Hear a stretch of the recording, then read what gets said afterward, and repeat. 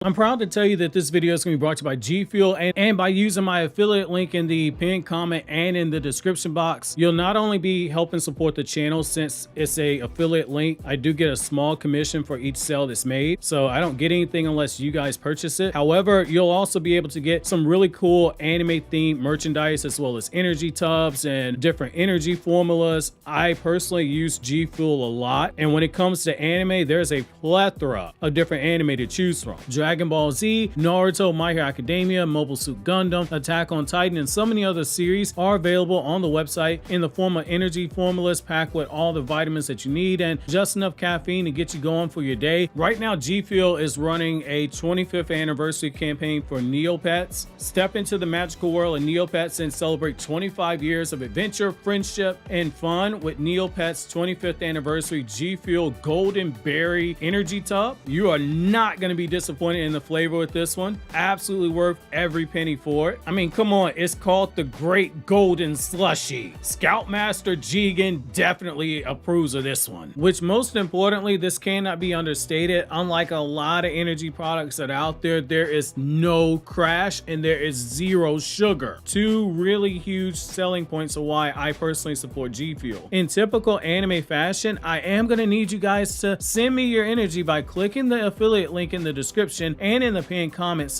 And when you do so, make sure to use my promo code KAGE to get yourself a discount. Yo, what's going on, everybody? It's your boy Naruto Explain here, bring you guys another Boruto 2 Blue Vortex discussion. Today, I wanted to talk to you guys about the big reveal that we got with Kashin Koji saving Boruto and why this is paying off way more dividends than we expected, and why you should care a lot about this duo, even if you, as of right now, don't feel the need to care at all. As always, this is not to be confused with the review that should be put out on the 20th. I sent my editor the review literally before recording this video, so expect the 25-minute review hopefully on the 20th. Lastly, this will be one of the rare times I say ignore the thumbnail, because I got this artwork for the thumbnail commissioned the day we got the Koji spoiler leak. Hence, there's code on the thumbnail, but that topic that I recorded and edited doesn't fit all the way based on the spoilers we got yesterday. So I'm scrapping that video, but I'm using the artwork because custom artwork does not come cheap. The reveal in chapter 13 that Kashin Koji saved Boruto is something that I strongly believe the lore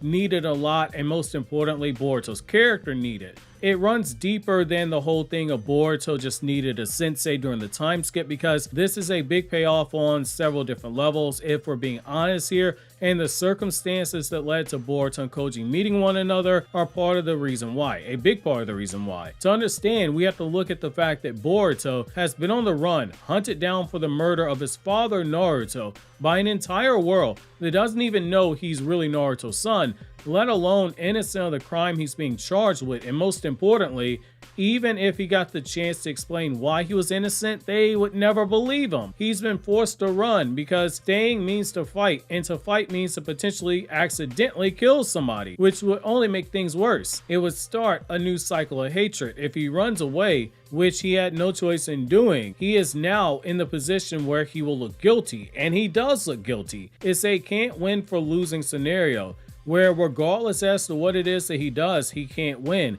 And there's another L in his corner. He didn't just get his life switched with Kawaki, but he also got placed into a world where his luck, it was as hopeless as Code's chances of rising up Ada. The fact that he is having to bounce around from place to place, making it as far as the Stone Village on his own, constantly looking over his shoulders or multiple enemies from Code to the various ninja nations, it's the sort of conflict that for a child such as Boruto, who due to his circumstances, due to no fault of his own, he was sheltered, he was spoiled growing up, spoiled rotten growing up. He is now out of his element. Ninja training in the academy, it does not prepare you for a scenario like this. While there are various aspects of survival training that you learn at the academy that will serve you well as it is in our own life, there's no real substitute for experiencing the pitfalls of life yourself. As Mike Tyson once said, everyone has a great plan until they get punched in the face. When that happens, instincts, they take over, and for a child such as Boruto at the age of 13, he isn't fully equipped to handle what life is throwing at him right now. But what he does have is Naruto's extremely strong resilience to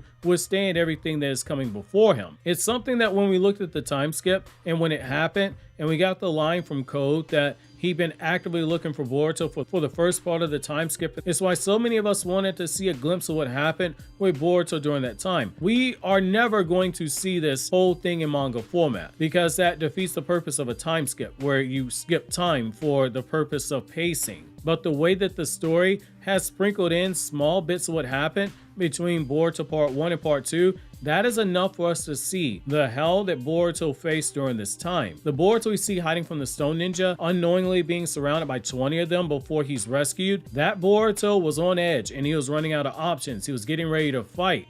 While it's easy to focus on the fact that Boruto was saved by Kashin Koji here, I think to fully appreciate why Koji saving him worked, we have to look at the fact that Boruto was never truly built for this lifestyle. Despite everything that Boruto's been through, there are still a lot of the softer aspects of his character that shine through at times. The idea of Boruto aimlessly wandering for the 3 years to avoid going into the Land of Fire so as to keep his treaty with Ada, because as a reminder, she tells him stay out the Land of Fire because the moment he sets foot in the Land of Fire again, his treaty with Ada, it is null and void, and she would be free to help Konoha track him. Boruto isn't built like Orochimaru, who spent well over a decade on the run, first hiding from Konoha Anbu Black Ops and then hiding from the Akatsuki members after he failed to take Itachi's body. Boruto still doesn't have that skill set, even after having spent a year with Sasuke, who traveled with Orochimaru for 3 years. That still isn't enough time to break someone as spoiled as Boruto from all the habits that likely almost got him caught here. It's a wise decision to leave what just happened prior to this up to our imagination to fill in the blanks of how Boruto got caught. When Boruto and Kashin Koji meet, the interaction between these two, it shows us that Boruto, he's a lot of things, mainly overpowered and talented, but he is still someone who needs a teacher because those small details we just went over are a sign that he is still missing a few puzzle pieces to be a proper shinobi. Who better to learn from than someone like Kashin Koji, a master of deception who managed to fool Jigen for years, managed to stay hidden and off the radar from Amato after the Ishiki fight, and most importantly, he was able to stay hidden in Konoha for several days, in spite of Naruto having insane sensory skill back when he had Kurama, where even when he wasn't using Kurama's chakra, if something were to get picked up in terms of negative emotions, Kurama would have sensed it. And that, my friends, it is a testament to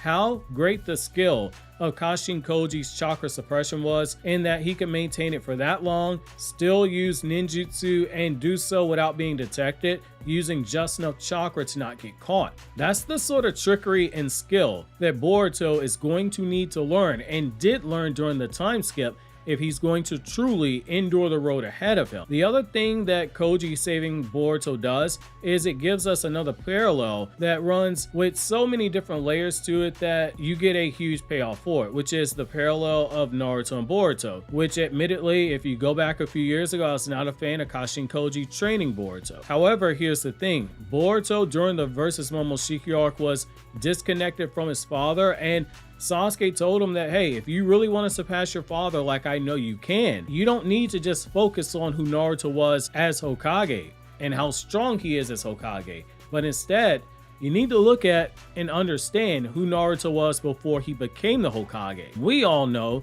he was that loser who ate crayons and drank glue, couldn't color inside of a straight line, ate paint chips with sour cream dip because he thought they were real potato chips.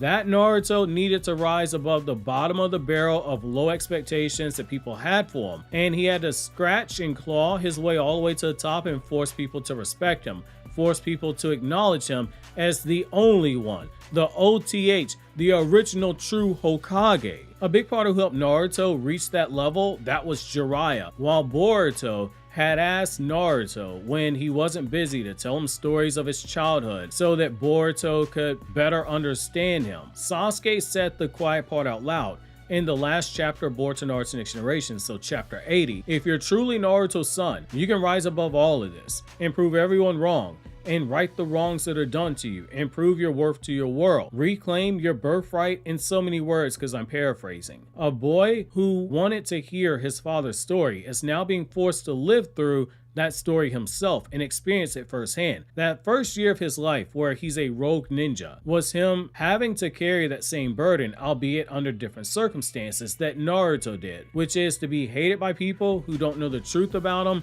and being hated by people due to no fault of his own because of the actions that another made that he had zero input in the matter about. Naruto never asked to be a Jinchuriki. His father made him a Jinchuriki. Boruto didn't ask to be branded a rogue ninja for a murder he didn't commit. His brother framed him for all that. His brother stole his life. Boruto's better than me. I killed Kawaki. Naruto had Jiraiya there to guide him through everything, not just train him, but to begin the process of balancing out things that Naruto lacked in a very sorely needed manner. Because when it came to matters of the mind, Naruto sucked at everything that was yin release related. It wasn't just genjutsu. Great example being, he was unable to use the basic clone jutsu, which that is yin release, because clones are an illusion. They have no tangible body. But Naruto was able to excel at the shadow clone jutsu because shadow clones are a different jutsu. Shadow clones have a tangible body that use yang release chakra, which is physical energy. Throwing that out there because anytime I say clones are not the same as shadow clones, there are still people who don't know the difference between the two. That's why you had Jiraiya making Naruto meditate and work on exercise drills to break genjutsu, because the mind, it was an area that Naruto sorely lacked in. You jump into Naruto's mind and you hear baby shark do do do do do do, baby shark do do. You hear that in Naruto's mind. Whereas you go into Boruto's mind, and when you get past the Thunderburgers, you get all this ninja lore and history and etc. Jiraiya, he poured all those lessons about what it means to be a shinobi into Naruto, passing on his ninja way to him, passing on his way of life to him, passing on his hopes for the future to him, passing on what he hoped the future of the shinobi would be. However, with Boruto, it is different. Boruto, like we earlier said, he's not a dummy like Naruto. He isn't someone who has trouble with yin release or yang release. He doesn't have the problems learning jutsu for that reason, and you can make more than 3-syllable words when you're speaking to Boruto. And Boruto, best of all, he'll understand it. And you don't need to sound out the words as you speak to him because he can follow along as you speak. Yet, in spite of all this, he lacks the very thing that Naruto had, which is the true understanding of what a shinobi is. Even 12-year-old Naruto understood what it meant to be a shinobi. He didn't agree with the assertion that shinobi are tools, but that Land of Waves arc woke him up to what the fate of shinobi are. Boruto, near the end of part 1, he was starting to get it, to Boruto's credit. The fact that he threw his life away to protect Konoha shows that he was getting it. Yet there are small nuances that only a sensei can tell you about being a shinobi, which is that Kashin Koji being there for Boruto, that's what he's there for. They are right for each other. They are the right duo for each other. Koji, while he isn't a shinobi in the traditional sense, he never went to a ninja academy. He didn't partake in a ninja team. He was not in a ninja village. The guy was in Kara's hideout surrounded by cyborgs like Ko, Kawaki, Ada, Damon, Delta, and Boro. He is a clone of one of the most famous shinobi in history. And as we see, the instincts of Jiraiya, they are strong with Kashin Koji, making him the right person to teach Boruto everything that he's lacking. Just as Jiraiya set Naruto down the path where he would ultimately become Hokage, being trained by a guy who many people wanted to be Hokage, but Jiraiya turned it down, and Jiraiya himself trained the 4th Hokage. Boruto, as someone who wants to protect the village from the shadows, is now being trained by his second sensei, who understands what that truly means. And unlike Sasuke, who, even though the memory he has of Boruto is that he is the ungrateful little cyborg brat that Naruto adopted, he still chose to ignore his memories in order to trust in Sarada, which by extension that adds a different layer, an extra layer, to the relationship of Boruto and Sasuke during the time skip, because while his memory about Boruto is wrong and he knows it's wrong, he saw with his own eyes that Boruto, what he meant to his daughter, and he was protecting him in order to honor Sarada's wish, a wish that she said would be her only selfish wish that she had ever asked of her father. Koji has no obligation to Boruto. It's either Boruto learns what he needs or the world ends, which that makes for this type of hard-nosed boot camp that Boruto truly needs to break the spoiled brat out of him, which even near the end of part 1, it was still there. Boruto was on the way to becoming a shinobi,